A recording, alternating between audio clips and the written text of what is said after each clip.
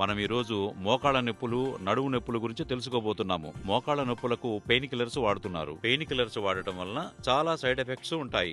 దీనికి మనం ఇంట్లో దొరికే వస్తువులతోనే పరిష్కారం తెలుసుకోబోతున్నాం. దీనికి వాడవలసిన పదార్థాలు: 1 తుమ్మజిగురు 50 గ్రాములు తీసుకొని పెనములో వేసి 1 చెంచా ఆవు నెయ్యి వేసి కొంచెం వేపుడు చేయాలి. తరువాత ఇలా తయారవుతుంది. ఇలా తయారైన మిశ్రమాన్ని 50 గ్రాముల తుమ్మబంక, 50 గ్రాముల పటిక బెల్లం రెండూ కలిపి పౌడర్ చేయాలి. ఈ మిశ్రమాన్ని రోజు 1 స్పూను ఉదయము, 1 స్పూను సాయంకాలము వేడి పాలతో తీసుకోవాలి.